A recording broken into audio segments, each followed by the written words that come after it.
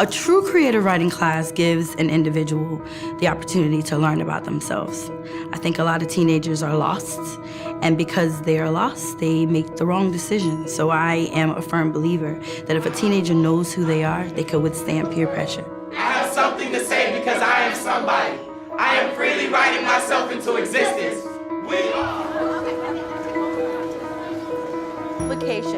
I had this idea of teaching what people told me that I should be. So a teacher wasn't supposed to be emotional. A teacher wasn't supposed to get to know her students. A teacher wasn't supposed to invest too much time. Without her, some of us wouldn't even be here, actually. We wouldn't even be living if they hadn't learned how to deal with it the way Miss Simonette taught us to.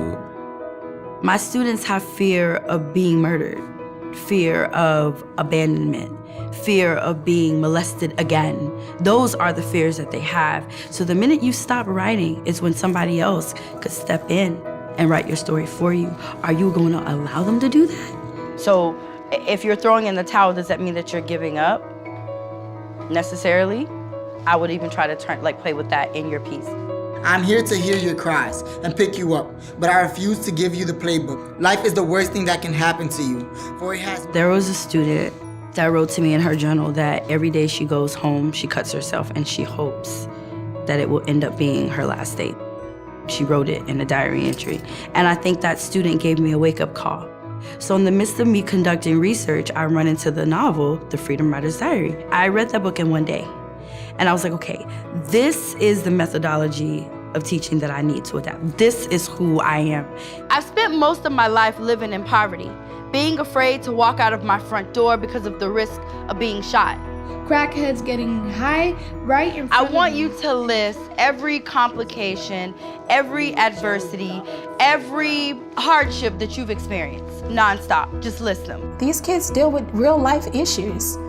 And again, they're able to use this spoken word to heal themselves. This is their way out. This is their release. You just can't believe that this is happening to these students in this school because society and statistics tell you that this is not supposed to happen. It's no longer about us, it's about our communities.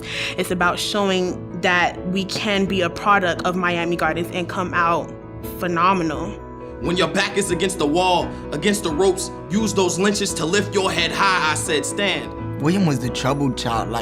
He flipped Norland upside down for administrators. I was a convicted felon of burglary and possession of burglary tools. I was in gang relations. I've been shot at.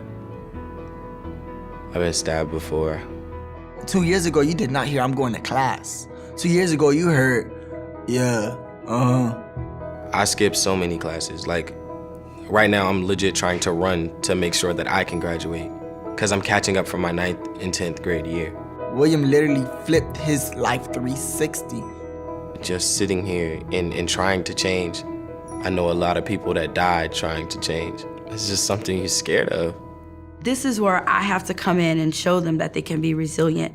And one way they could be resilient is by writing their stories, because no one in this world has the right to take the pen away from you.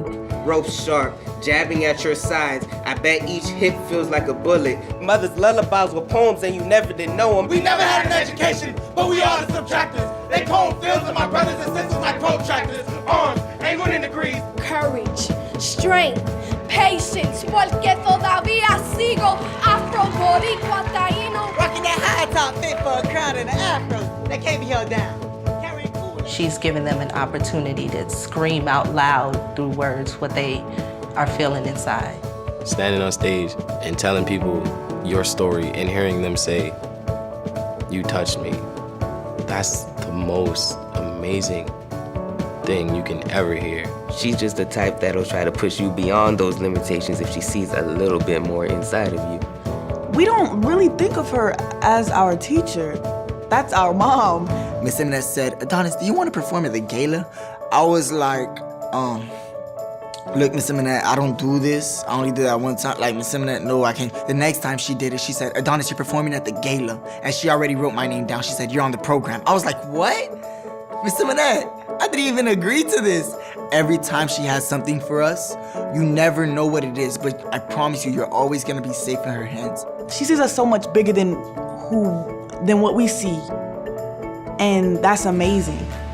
It's really amazing to have someone like that in your life, because it's like, wow, is that really what you see of me?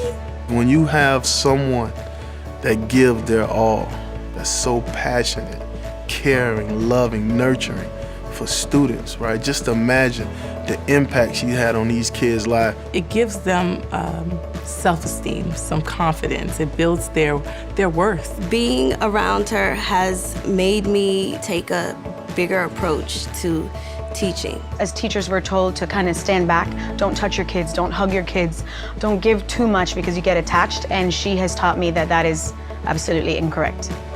So she's impacting all those kids. So she's at every event, Saturday, Sunday, Monday nights, giving up her own time. She has her two little boys, and she carries them to these events. She is a master juggler.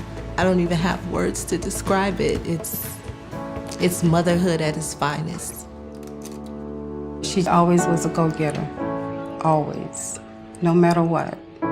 Nothing can stop her. My mom has influenced me to always be strong. We may have our days where we feel low and things of that sort, and it's okay, take that moment. But at the end of the day, you need to pick yourself up because life is not gonna wait for you. I don't feel like what I'm doing is a job. I feel like it's my life's work. So I may be exhausted, but at the end of the day, it's that good exhaustion. It's that, yes, my mind is clear, my heart is good. I'm helping the world to become a better place. It's about walking in purpose, and I'm really happy that I know what I'm supposed to do with my life.